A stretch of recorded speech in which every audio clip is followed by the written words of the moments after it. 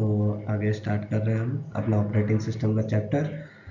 And इसके सारे PDF के नोट्स और आपको सारे ये जो बुक का जो नोट्स है, बुक का जो पीडीएफ है, वो भी हम आपको आपके इस डिस्क्रिप्शन में हम प्रोवाइड कर देंगे, जिससे आप इस बुक को आराम से पढ़ सकते हैं। और आप इसको अगर बुक से भी पढ़ेंगे तो भी आपको ईजी लगेगा। अब बस एक बार एक वीडियो देखिए, उसके बाद आप इसके अकॉर्डिंगली आप प्रोसीड कर सकते हैं। तो operating system in these days uses a graphical user interface. Here you don't have to remember all the commands by heart. These commands are visible on the monitor as icons. The most popular operating system available today is Windows. तो हमें यही पता है, Windows कोई भी operating system आपको याद होगा कि सारे के सारे विंडोज़ ही होते हैं। ठीक है, मैक्सिमम विंडोज़ है, वरना लिनक्स भी आता है, उबुंटू भी आता है। तो हमारा जो ऑपरेटिंग सिस्टम हम विंडोज़ की बात कर रहे हैं। तो और हमें कोई भी प्रोग्राम परफॉर्म करना है तो हमें ये कॉम्प्लेक्स नहीं है, इसमें हर चीज़ लिखा रहता है कि हाँ, जैसे भी हम राइट क्लिक करेंगे तो आप देख सकते हैं यहाँ पे लिखा है नेक्स्ट है, स्क्रीन है, पॉइंटर है, ऑप्शन है, ये सब के सारा GUI है। क्योंकि हमें दिख रहा है कि हम यहाँ पे ओके करेंगे, नेक्स्ट करेंगे तो नेक्स्ट हो जाएगा, स्क्रीन पे करेंगे तो स्क्रीन पे आएगा, पॉइंटर पे करेंगे सारे पॉइंटर दिखाई देगा, ऐसे ही। तो नेक्स्ट स्क्रीन। अब एलिमेंट ऑफ विंडोज़ एक्सपी, सबसे पहले हमें क्या करना है, कंप्यूटर को ऑन करना है। तो कंप्यूटर को ऑन करने के लिए हमारे पास कैसे हम कंप्यूटर ऑन करते हैं, पावर CPU से पावर ऑन करते हैं, उसके बाद से लॉगिन करते हैं। अगर हमने अपने सिस्टम में पासवर्ड डाला हुआ है तो हमें पासवर्ड एंटर करना रहता है, और हमने अगर नहीं डाला है पासवर्ड तो हमें पासवर्ड नहीं डालना रहेगा। So first is elements of Windows XP. Element Windows XP के क्या क्या एलिमेंट्स हैं। तो पहला है लॉगिंग ऑन मतलब कंप्यूटर ऑन करना। तो जैसे ही विंडोज़ एक्सपी हम स्टार्ट करते हैं तो उसके पास एक लॉगिन स्क्रीन आता है। ठीक है, लॉगिन स्क्रीन वो बताता है कि हाँ, आपने पासवर्ड डाला है या नहीं डाला। अगर वो पासवर्ड डाला होगा तो आपसे वो पासवर्ड डालने के लिए बोलेगा, लिखेगा एंटर द पासवर्ड। और अगर नहीं डाला तो कोई बात नहीं, आप डायरेक्टली एंटर करेंगे तो आपको ये विंडोज़ का डेस्कटॉप आपको शो हो जाएगा। ये आपका डेस्कटॉप होता है, डेस्कटॉप स्क्रीन है ये। अब ये डेस्कटॉप की स्क्रीन पे आपको बहुत सारे एलिमेंट्स दिखाई देंगे। जैसे ये हमारे स्टार्ट मेन्यू, यहाँ पे हमारा स्टार्ट मेन्यू आता है, ये रहा। ये जो टास्क बार है इसके नीचे जहाँ फिगर 2.1 लिखा है उसी जगह पे ये टास्क बार यहाँ पे होता है। तो फिगर 2.2 पे एक स्टार्ट मेन्यू है। तो लिखा है when clicked on the start menu as follows appears on the screen giving all the possible available option to start using the Windows को स्टार्ट करने के लिए, मतलब आपको जो भी ऑपरेशन परफॉर्म करना है, जैसे कि कंट्रोल पैनल खोलना है, MS पेंट खोलना है, कोई भी सॉफ्टवेयर ओपन करना है, ठीक है, तो आप स्टार्ट पे क्लिक करके आप जा सकते हैं। और ये हमारा डेस्कटॉप है, और ये जो छोटे छोटे बॉक्स दिखाई दे रहे हैं ये सारे हमारे आइकन्स हैं। अब हमने स्टार्ट पे ओपन किया, जैसे हमने पीछे इस स्टेप पे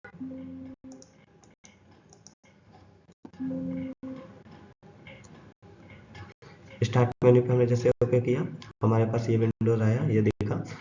अब इसके बाद हमारे पास स्टार्ट मेन्यू पे कई चीज़ें होती हैं। ऑल प्रोग्राम हो गया, माई डॉक्यूमेंट हो गया, माई रिसेंट डॉक्यूमेंट हो गया, माई पिक्चर्स हो गया, my music, control panel, printer and faxes, help and support, search. अब इन सारे के बारे में बात करते हैं।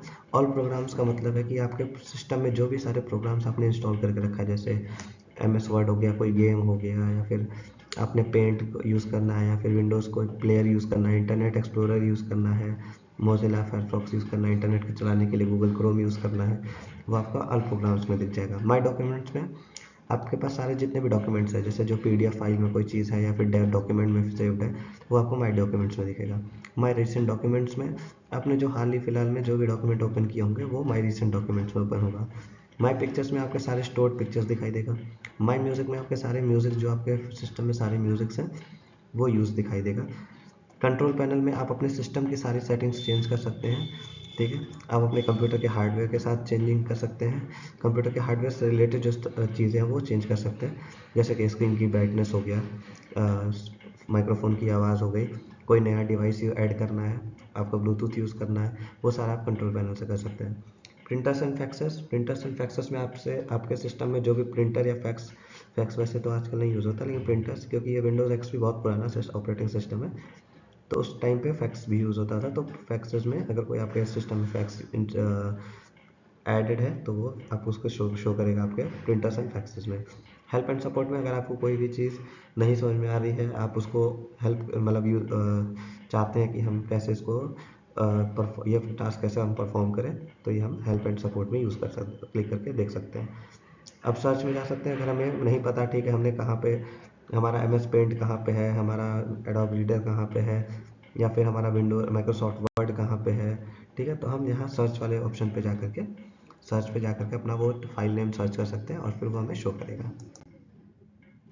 Next run. रन पे हम जा करके कोई भी अपना एक डॉस कमांड हम बाद में देखेंगे, क्योंकि जैसे हमारे सिस्टम में जो भी फाइल्स होती हैं कुछ कुछ जो हमारे एक स्पेसिफिक कोड पे रन करती है, तो उसे हम रन बोलते हैं। तो कुछ स्पेसिफिक कोड्स पे जो रन करने वाली प्रोग्राम्स को हम रन से कर सकते हैं। जैसे अगर हम रन दबकर ओपन करने के लिए विंडोज़ की प्लस आर का बटन हम यूज़ कर सकते हैं। विंडोज़ की कैसी होती है हमारे सिस्टम में, विंडोज़ की ऐसे होती है,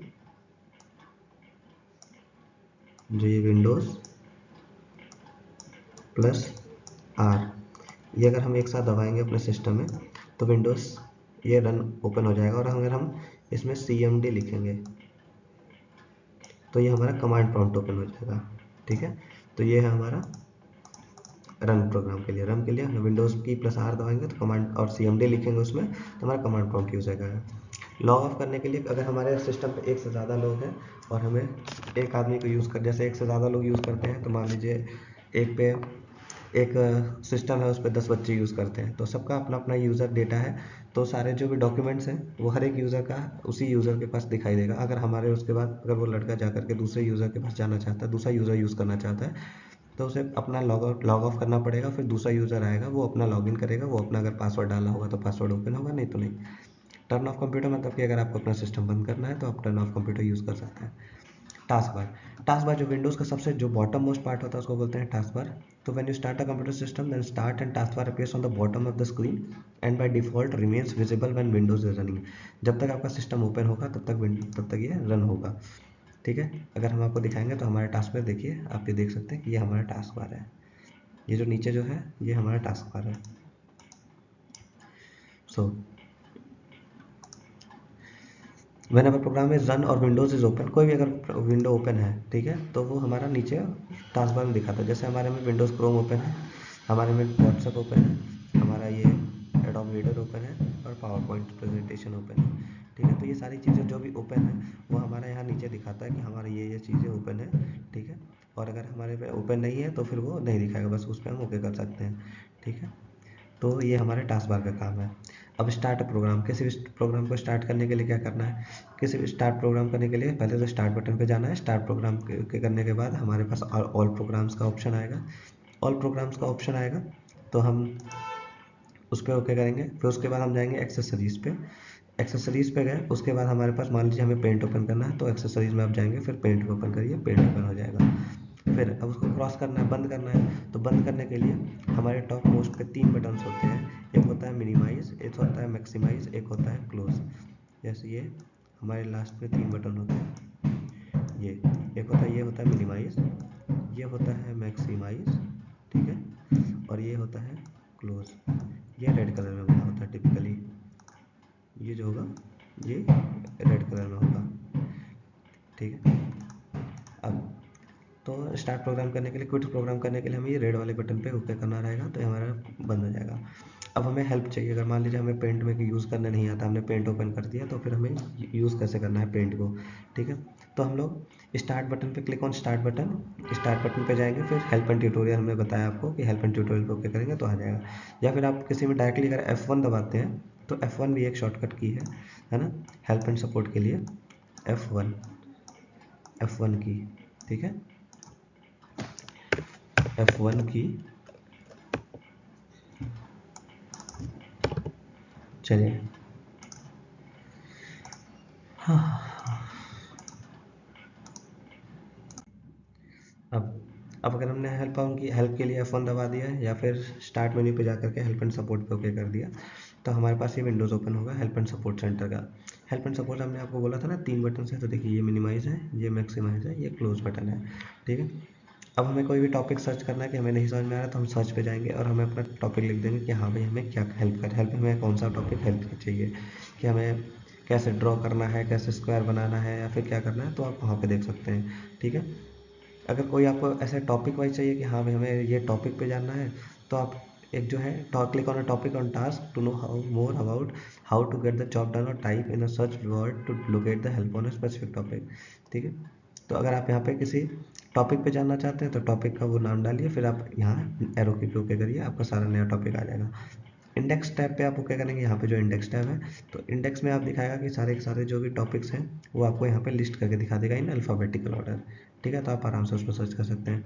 अगर आपको कोई स्पेसिफिक चीज़ें हाँ पसंद आ गई कि हाँ मुझे ये चीज़ करना है और मैं बार बार ये सिर्फ सर्च नहीं करना चाहता, तो आप इसको फेवरेट में डाल सकते हैं। आप डायरेक्टली इस फेवरेट को ऑप्शन को ओके करेंगे तो आपकी वो पुरानी जो सर्च हिस्ट्री है वो दिखाई देगी।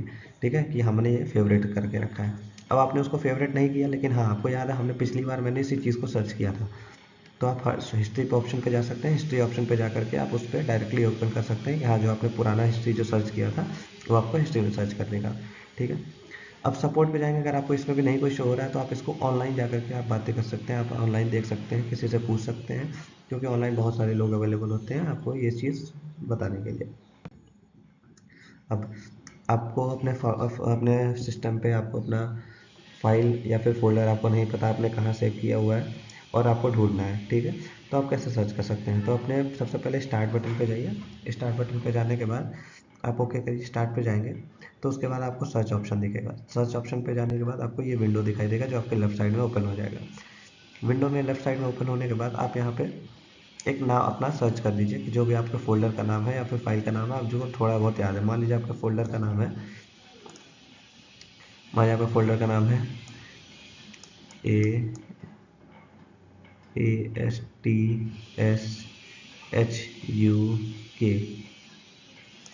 ठीक है, तो आप अगर ASTS भी डालेंगे तो आपको ये फ़ोल्डर शो करेगा। ठीक है, तो इसलिए यहाँ पे आप ओपन करिए, ये सर्च करिए, यहाँ पे ये चीज़ आप यहाँ पर टाइप करिए इस जगह पे, और फिर आपको ये फोल्डर यहाँ पे शो करने लगेगा। ऐसे ही है, आपको कैसे सर्च करना है ये आपको दिखाई देगा। ठीक है, अब आपको माई कंप्यूटर में मतलब आपके सिस्टम पे जो भी फाइल्स या फिर फोल्डर्स हैं आपको वो देखना है कि कौन कौन से, जैसे लोकल डिस्क C है, लोकल डिस्क D है, लोकल डिस्क E है। आपके सिस्टम में बहुत सारे फाइल्स होते हैं, मतलब हमने फाइल्स के अंदर फाइल्स के ऊपर एक फ़ोल्डर बना के रखा है। फ़ोल्डर को भी हमने किसी एक बड़े बॉक्स के अंदर रखा हुआ है। उस फोल्डर्स को हम लोग लोकल डिस्क के नाम से जानते हैं, फिर लोकल ड्राइव के नाम से जानते हैं। तो हम उसको एक्सेस करने के लिए स्टार्ट में जाएंगे। स्टार्ट पे जाने के बाद हम माई कंप्यूटर को ओके करेंगे। तो to use my computer click on start and then click on my computer. ये सारे प्रोसीजर आपको याद रखना है। माई कंप्यूटर पे जितने भी फोल्डर्स ओपन है सेव्ड है तो ना, जो भी लोकल ड्राइव सेव है उसको आपको पहले स्टार्ट पे क्लिक करिए, फिर आप click on my computer. My computer पे ओपन करेंगे तो आपको तीनों के तीनों हार्ड डिस्क दिखाई देंगे, तीनों या चारों जितने भी आपने हार्ड डिस्क बनाए होंगे, जितने उसके पार्टीशन किए होंगे वो उतना दिखाई देगा। अब उसके बाद आपको सिस्टम की सेटिंग को चेंज करना है। सिस्टम की सेटिंग को चेंज करने के लिए मैंने आपको बताया कि कंट्रोल पैनल से चेंज हो जाएगा। ठीक है, कि कैसे आपका कस्टमाइज़ कर सकते हैं, विंडोज़ कैसा दिखेगा, कि हाँ आपको अपना विंडोज़ का डेस्कटॉप चेंज करना है वो आप वहाँ से चेंज कर सकते हैं, या फिर आपको अपना कोई प्रोग्राम इंस्टॉल या अनइंस्टॉल करना है आप उसको यहाँ से कर सकते हैं। ठीक है, या फिर आपको डेस्कटॉप कैसा दिखेगा ये चीज़ वही how to change the look and feel of the desktop आप इसके लिए कर सकते हैं। या फिर आप इसमें कितने यूज़र लोग लॉगिन हो सकते हैं, जैसे मैंने बताया आपको कि 10 लोग हमारे इस सिस्टम को यूज़ कर रहे हैं, तो 10 लोगों का डेटा जो है डालना, फिर उनका पासवर्ड डालना, तो वो हम कंट्रोल पैनल से डाल सकते हैं।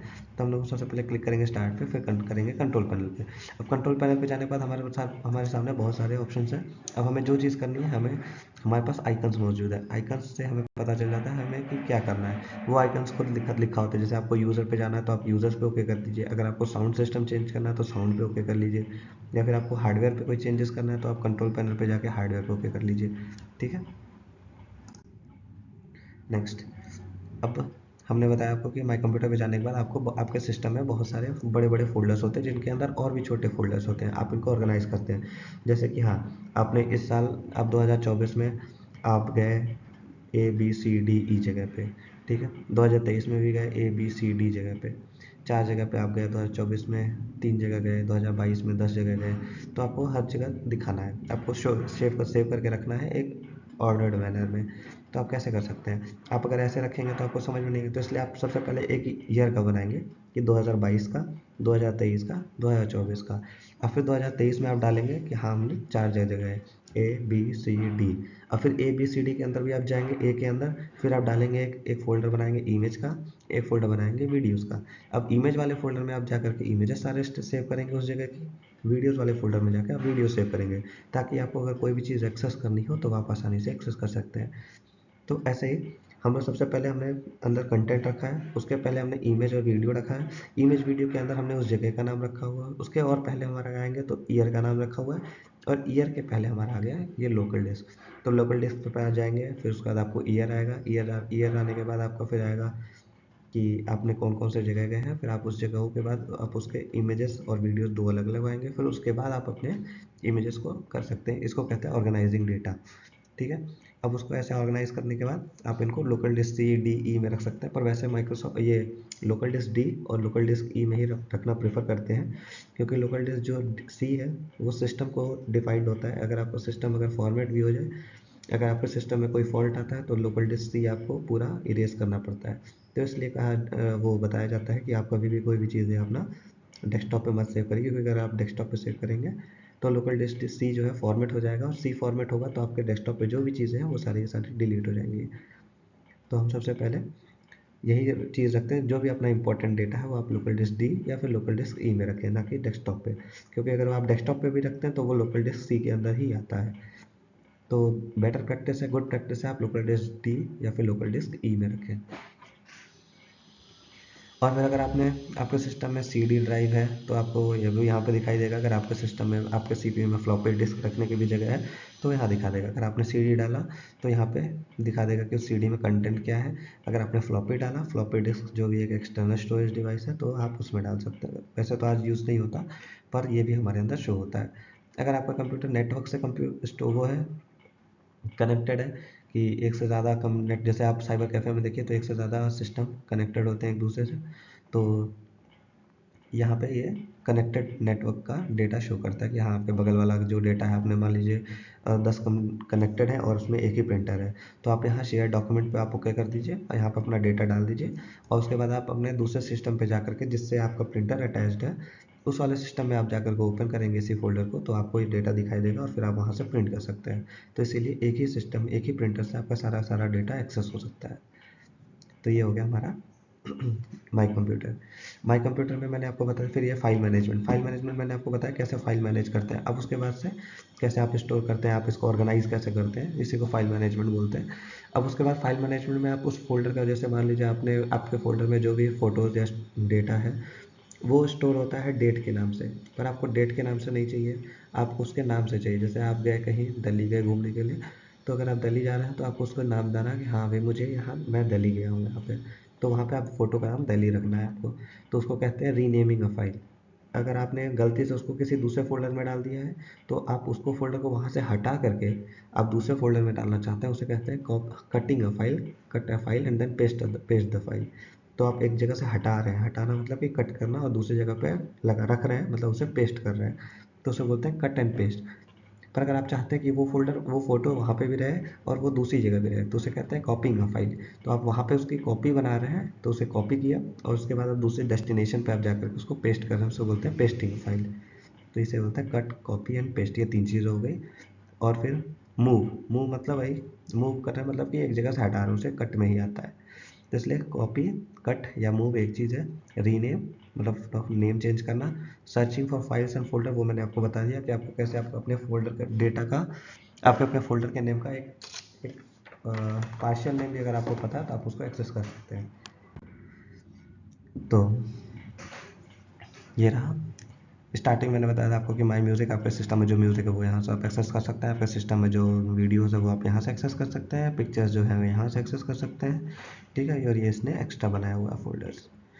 आप अपना फोल्डर भी नया बना सकते हैं। आप राइट क्लिक करेंगे, उसके बाद आएगा न्यू, न्यू पे जाने के बाद आप क्रिएट न्यू फोल्डर पे ओके करेंगे तो नया फोल्डर ऐसे बन जाएगा। अब विंडोज़ एक्सप्लोरर कैसे ओपन करना है, तो विंडोज़ एक्सप्लोरर में उसके बाद आपको अगर मान लीजिए विंडोज़ एक्सप्लोरर में आपको सारे डॉक्यूमेंट्स देखने हैं, तो सारे डॉक्यूमेंट्स मतलब कि हाँ मेरे डॉक्यूमेंट्स को इंग्लिश में क्या बोलते हैं, माई डॉक्यूमेंट्स। तो सब हर प्रोग्राम आपका स्टार्ट मेन्यू से ही ऑपरेट होगा। तो आप क्लिक करिए स्टार्ट पे जाने के बाद आप क्लिक करिए माई डॉक्यूमेंट्स पे, तो आपका माई डॉक्यूमेंट्स ओपन हो जाएगा। अब देख लीजिए आपको अपना विंडोज़ एक्सप्लोरर ओपन करना है। विंडोज़ एक्सप्लोरर ओपन करने के लिए स्टार्ट पे जाइए, स्टार्ट पे गए, फिर उसके बाद आपका आएगा माई ऑल प्रोग्राम्स ओपन गए, फिर उसके बाद आप आइए एक्सेसरीज़ पे आ गए, और एक्सेसरीज़ पे विंडोज़ एक्सप्लोरर, ठीक है। तो ऐसे ही याद रखना है। अगर आपको पेंट भी ओपन करना है तो start, all program, accessories, paint, start, all program, accessories, paint.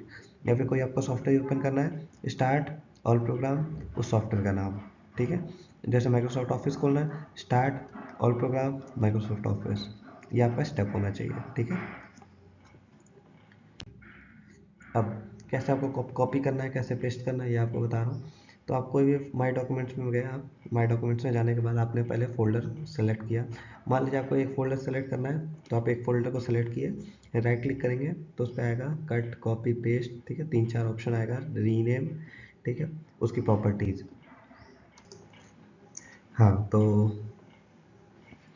Sorry, तो आप किसी भी फोल्डर को ओपन करेंगे, क्लिक करेंगे, राइट क्लिक करिए, cut, copy, paste, rename, properties, ये सारे ऑप्शन आएंगे आपके पास, व्यू का भी ऑप्शन आएगा।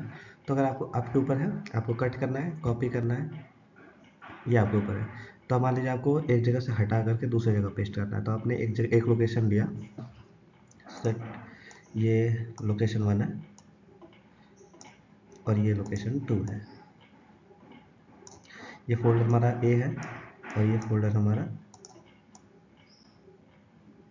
बी है। हमारे ये फोल्डर उठा करके यहाँ पर शिफ्ट करना है, ठीक है। तो हम क्या करेंगे, कट, यहाँ से कट करेंगे और यहाँ पे जा करके पेस्ट करेंगे, ठीक है। कट करने के लिए शॉर्टकट है कंट्रोल प्लस एक्स। एक्स मतलब कैंची जैसा दिखता है, मतलब आपको इसको कट कर रहे हैं, एक्स मतलब कट कट, ठीक है। और यहाँ पे पेस्ट कर रहे हैं तो आप वी दबा देंगे, कंट्रोल प्लस वी। उस सॉफ्टवेयर उस फाइल को क्लिक करिए, कंट्रोल प्लस एक्स दबाइए, वो वहाँ से कट हो जाएगा। जहाँ पे आपको जाके पेस्ट करना है तो आप वहाँ जाके कंट्रोल प्लस वी दबा दीजिए, पेस्ट हो जाएगा।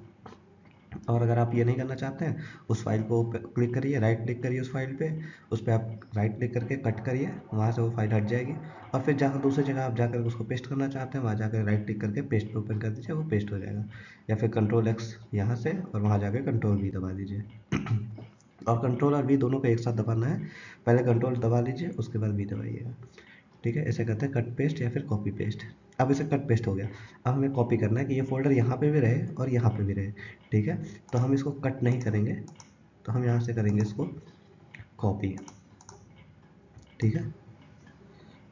तो हम यहाँ से करेंगे कॉपी, और कॉपी करने के लिए हमारे पास जो शॉर्टकट है वो है कंट्रोल प्लस सी, ठीक है, control plus C.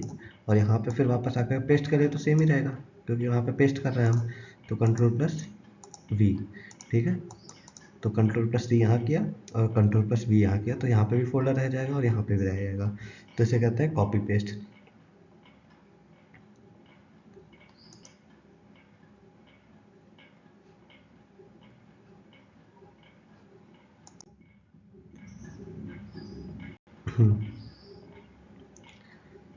Copy and moving folds, ये हमने बता दिया आपको ऐसे कैसे करना है। फिर अब आता है हमारा क्रिएट न्यू फोल्डर, कैसे नया फोल्डर बनाना है। राइट क्लिक किए, माय डॉक्यूमेंट्स पे गए, उसके बाद कहीं पे राइट क्लिक करेंगे, राइट क्लिक करने के बाद न्यू पे जाएंगे, न्यू जाने के बाद फोल्डर नया बना लेंगे, तो उसे नया फोल्डर कहेंगे। और हाँ, अगर हमको मल्टीपल फाइल सेलेक्ट करके कॉपी पेस्ट करना है तो हम कंट्रोल दबा करके जो भी फाइल सेलेक्ट करना चाहते हैं उसको कल सेलेक्ट कर सकते हैं। क्योंकि अगर आप एक फाइल को सिलेक्ट करेंगे फिर दूसरे फाइल को सिलेक्ट करेंगे, मान लीजिए आपको एक से ज़्यादा फाइल सेलेक्ट करके कॉपी पेस्ट करना है, तो कट करने के लिए कंट्रोल प्लस एक्स, और जहाँ पेस्ट करना है वह कंट्रोल प्लस वी, ठीक है। या फिर राइट क्लिक करिए उस जिस पे कंट्रोल कॉपी करना है उसको राइट क्लिक करके कंट्रोल कॉपी करना है तो कॉपी पे ओके करिए, जहाँ पोस्ट पेस्ट करना है वहाँ पेस्ट कर लीजिए राइट क्लिक करके। और अगर आपको कट करके पेस्ट करना है तो कंट्रोल प्लस एक्स दबाइए या फिर राइट क्लिक करके उस फोल्डर पे कट पे ओके करिए और दूसरी जगह पे जाकर के पेस्ट कर लीजिए। और नहीं तो अगर आपको एक से ज़्यादा, जैसे आपके पास 10 फोल्डर है, 10 में से केवल आपको 4 ही पे कॉपी पेस्ट करना है, तो 4 को आप कंट्रोल दबाइए और फिर चारों को सेलेक्ट कर लीजिए जो जो आपको कट करना है या फिर कॉपी करना है। फिर वो आपके चारों फोल्डर्स वही सिलेक्ट होंगे जो आप कंट्रोल दबा करके सिलेक्ट करेंगे, और उसके बाद जा करके आप उसको डेस्टिनेशन पे राइट क्लिक करके पेस्ट कर सकते हैं, फिर कंट्रोल भी दबा के पेस्ट कर सकते हैं। रीनेम करने के लिए राइट क्लिक करिए उस डॉक्यूमेंट पे, राइट क्लिक करने के बाद रीनेम पे जाइए। रीनेम करने के बाद उस फोल्डर को जो भी आपको नया नाम देना है तो उसको रीनेमिंग कहते हैं, आप उसको नया नाम दे दीजिए, फिर एंटर दबा दीजिए, हो गया। ऐसे कर सकते हैं, ठीक है। अगर आपको मल्टीपल फोल्डर्स को सेलेक्ट करके उनका सेम नाम देना है तो आप राइट क्लिक कर कंट्रोल दबा के मल्टीपल फोल्डर्स को सेलेक्ट करिए, एक से ज़्यादा फोल्डर्स को सेलेक्ट करिए और उसके बाद से आप उनका नाम चेंज कर सकते हैं। डिलीट करने के लिए शॉर्टकट की भी है, आप अपने फोल्डर्स अपने कीबोर्ड से डिलीट का बटन भी दबा सकते हैं, या फिर आप उस फोल्डर को ओपन करिए, राइट क्लिक करिए उस पर, डिलीट पे जा सकते हैं, या फिर एक फाइल पे जाइए, ऊपर फाइल का ऑप्शन है, फाइल पे जाने के बाद डिलीट बटन दबाइए, आप वहाँ से डिलीट कर सकते हैं, ठीक है। कॉपी पेस्ट करने के लिए भी आप फाइल पे जा करके कॉपी और पेस्ट कॉपी कर सकते हैं। फाइल पे जाने के बाद उससे फाइल को ओपन करके फाइल को ऊपर क्लिक करके और ऊपर जाइए फाइल, फिर कॉपी, या फिर फाइल के जाने के बाद कट, उसके बाद फिर जाकर डेस्टिनेशन पे पेस्ट, ऐसे डिलीट करते हैं फाइल, या फिर उसको पेस्ट करते हैं। फाइल पे जाने के बाद और फिर ओपन करना है, पहले तो आप डॉक्यूमेंट को ओपन ही कर लीजिए, कैसे करना है ये दो स्टेप तो कॉमन है कि click on start then click on my documents, click on the file और folder you want to delete, copy, cut, paste, rename, जो भी आपको करना चाहते हैं वो करिए। और हर ऑपरेशन को फाइल से ऑपरेट कर सकते हैं, फाइल को ऑपरेट और फाइल पे जाकर के ऑपरेट कर लीजिए या फिर राइट क्लिक करके आप उसके ऑपरेशंस को कर सकते हैं, या फिर शॉर्टकट की भी है। तीन ऑपरेशन तो तीन तरीके हैं आपको करने के लिए। पहले आप फाइल पे ओके फाइल पे जाकर के कर सकते हैं, लेकिन हाँ उसको पहले आपको फाइल को क्लिक करना पड़ेगा, जो जिस भी फाइल के साथ आप ऑपरेशन को परफॉर्म करना चाहते हैं, ठीक है। एंड देन वो रिसाइकल बिन में जाके स्टोर हो जाएगा, जो भी डिलीट करेंगे आप फोल्डर रिसाइकल बिन में जाके स्टोर हो जाएगा। आपको रिसाइकल बिन से भी डिलीट करना है तो आप रिसाइकल बिन में जाइए, उस पर राइट क्लिक करिए, एम्प्टी रिसाइकल बिन का ऑप्शन आएगा, एम्प्टी कर दीजिए उसको वहाँ से भी, तो फिर वो वहाँ से भी डिलीट हो जाएगा। या फिर आप रिसाइकिल बिन में चला गया, अगर आप उसको वहाँ से निकालना चाहते हैं तो आप रिसाइकिल बिन में जाइए जो आपके डेस्कटॉप पे होगा, ठीक है। आप वहाँ से उसको रीस्टोर कर सकते हैं, राइट क्लिक करिए, रीस्टोर हो जाएगा। लेकिन हाँ अगर आपको डायरेक्टली उसको परमानेंटली डिलीट करना है उस फोल्डर को तो आप उसको फाइल को सेलेक्ट करिए, शिफ्ट प्लस डिलीट का बटन अपने सिस्टम कीबोर्ड से दबाइए, शिफ्ट प्लस डिलीट, तो फिर आपका डिलीट परमानेंट हो जाएगा डिलीट। या फिर आप शिफ्ट पे जाना दबाने के बाद आप उसको डिलीट बटन दबा सकते हैं। अब आपको सॉफ्टवेयर इंस्टॉल करना है। कैसे सॉफ्टवेयर, एक्सटर्नल सॉफ्टवेयर, मान लीजिए हमारे पास एक कोई गेम है, आपको कोई गेम इंस्टॉल करना है तो आप उस गेम के ऊपर डबल क्लिक कीजिए, आपके पास सारे इंस्ट्रक्शन आ जाएंगे। अब आप उसको कहाँ से इंस्टॉल कर सकते हैं, तो आपके पास सीडी ड्राइव से कर सकते हैं, या फिर आपको किसी नेटवर्क से आया वो सॉफ्टवेयर वो वहाँ से, या फिर आपने डाउनलोड किया है इंटरनेट से वहाँ से, ठीक है। ये सब आप यहाँ से कर सकते हैं। ये पहला उसमें तो तरीका है कि आप उस पर डबल क्लिक करिए, ठीक है। और उसके बाद सारे जो भी इंस्ट्रक्शन वो बोल रहा है आप उसको नेक्स्ट नेक्स्ट करते रहिए, ये आपका परफॉर्म हो जाएगा, इंस्टॉल हो जाएगा सॉफ्टवेयर। या फिर आप इसको ऐड या रिमूव प्रोग्राम, आपके जो कंट्रोल पैनल है, मैंने बताया आपको कंट्रोल पैनल आपको आपके साथ सारे सेटिंग्स परफॉर्म करने का इजाज़त देता है, तो आप वहाँ से उसको कर सकते हैं। ऐड और रिमूव विंडोज़ कंपोनेंट्स आप कर सकते हैं।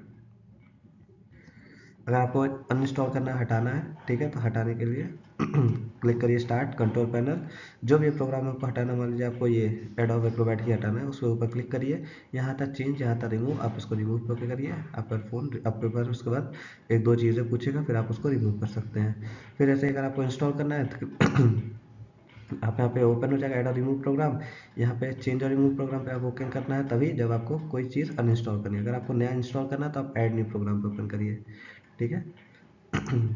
आप इस पे ऐड और न्यू प्रोग्राम पे ओके करिए, वरना अगर आपको डिलीट करना है तो आप डिलीट वाले पे चेंज और रिमूव प्रोग्राम पे ओके करिए, ठीक है।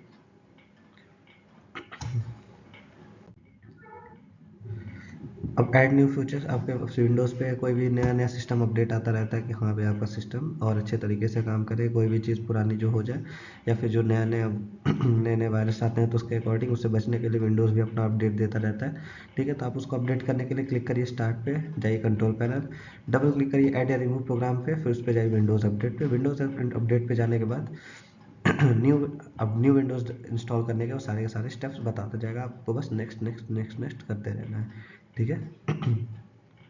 विंडोज़ कंपोनेंट का कुछ हटाना है या फिर यूज़ करना है तो भी आप फिर कंट्रोल पैनल पे जाएंगे, कंट्रोल पैनल पे जाइए, फिर जाइए डबल क्लिक करिए ऐड एंड रिमूव प्रोग्राम पे, फिर उसके बाद विंडोज़ कंपोनेंट से विंडोज़ कंपोनेंट विजार्ड में जा करके आप सारे प्रोग्राम्स को वो चेंज या फिर ऐड या रिमूव कर सकते हैं।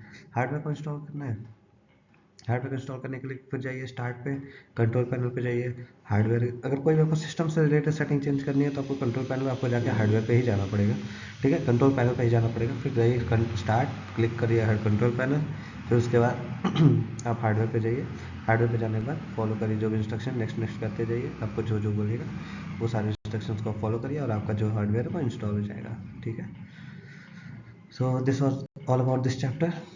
और इसमें ज़्यादा कुछ नहीं है, बस आपको याद रखना पड़ेगा कि आपको कोई भी कैसे परफॉर्म कैसे करना है। आपको इसमें मेन हेडिंग जो इंस्टॉल जो याद करने की चीज़ है वो वही है कि कैसे नया फाइल बनाना है, क्रिएट करना है, आप कैसे नया इंस्टॉल कर सकते हैं, यही सब छोटे छोटे क्वेश्चंस आते हैं। ठीक है, सो आप इसके जो पीडीएफ है मैं भेज दूंगा आपको, फिर इसका जो शॉर्टकट, इसका जो छोटा सा पीडीएफ है 3 पेज का, आप अगर बस आप उसको भी पढ़ के जा सकते हैं तो आप वो भी कर सकते हैं विंडोज़ एक्सपी के बारे में।